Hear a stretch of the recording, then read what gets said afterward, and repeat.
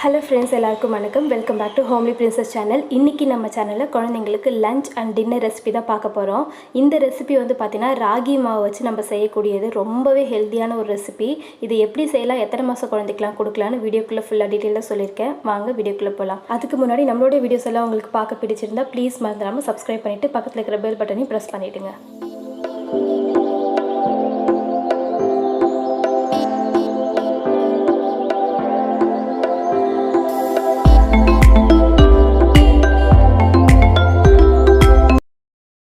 இந்த ராகி பருப்பு கஞ்சி செய்கிறதுக்காக நான் வந்து 1 ஸ்பூன் அளவுக்கு தோரம் பருப்பு எடுத்துருக்கிறேன். அதை நல்லா இந்த மாதிரி தண்ணி ஊற்றி ஒரு 3 தடவை வாஷ் பண்ணிவிட்டு ஒரு 1/4 மணி நேரம் ஊற வச்சு எடுத்துருக்கிறேன்.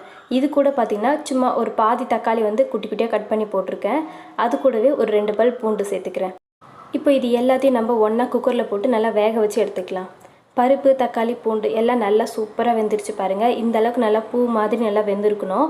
இதை நம்ம ஸ்பூன் வச்சு நல்லா மேஷ் பண்ணி விட்டுக்கலாம். குழந்தைக்கு கொடுக்கும்போது தக்காளியோட தோல் இருக்குது இல்லையா, அதை எடுத்துகிட்டு கொடுங்க. நீங்கள் மசிக்கும் போதே தோல் தனியாக வந்துடும். அப்போ நீங்கள் அதை வந்து எடுத்துக்கலாம். முதல்ல இது சூடாக இருக்குன்றதால கொஞ்சம் ஓரமாக ஒரு வச்சிடலாம். அதுக்கப்புறமா ஒரு பவுலில் நான் வந்து ராகி மாவு வந்து ஒரு 1.5 ஸ்பூன் அளவுக்கு எடுத்துக்கிறேன்.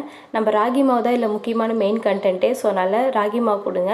சாதம் போட்டு கொடுக்கலாமான்னு நிறைய பேருக்கு டவுட் இருக்கலாம். சாதத்தில் கூட நீங்கள் பிசைஞ்சு ஊட்டி விடலாம். பட் ராகியும் நீங்கள் வந்து குழந்தைங்களுக்கு அடிக்கடி சேர்த்துக்கணும். அதனால தான் ராகி வச்சு உங்களுக்கு நான் செஞ்சு காமிக்கிறேன். இப்போ ராகி சேர்த்ததுக்கப்புறமா நான் தண்ணி ஊற்றி நல்லா இந்த மாதிரி லம்ஸ் இல்லாமல் கரைச்சி எடுத்துக்கிறேன். இந்த அளவுக்கு நம்ம மிக்ஸ் பண்ணதுக்கப்புறமா பாருங்கள் நல்லா வாட்டரியாக இருக்குது. இப்போ கேஸில் வச்சு கைவிடாமல் கிளறிக்கிட்டே இருங்க.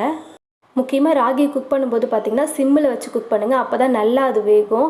இல்லைனா குழந்தைங்களுக்கு சரியாக வேகாமல் சாப்பிடும்போது டைஜஷன் ப்ராப்ளம் வரலாம். அதனால தான் நல்லா சிம்மில் வச்சு ஸ்லோவாக குக் பண்ணுங்கன்னு சொல்கிறது. இப்போ நமக்கு அது நல்லாவே குக் ஆகிடுச்சு ராகி. அது ஒரு ஓரமாக இருக்கட்டும். இப்போது நம்ம வேக வச்ச பருப்பு இருக்கு இல்லையா, அதை எடுத்து நல்லா மசிச்சிக்கலாம். நீங்கள் வந்து பிளெண்டர் இருந்தால் பண்ணிக்கோங்க, இல்லைனா மேஷர் இருந்தால் கூட அதை வச்சு மேஷ் பண்ணிக்கோங்க.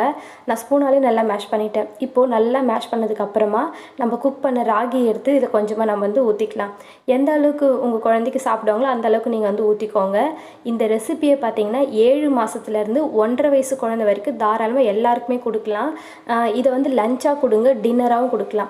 டின்னராக கொடுத்தா சில குழந்தைங்களுக்கு சளி பிடிக்குமான்னு டவுட் இருக்கும் இல்லையா, அப்படிலாம் ஒன்றுமே கிடையாது. ராகியை பொறுத்த வரைக்கும் நைட்லேயும் கொடுக்கலாம்.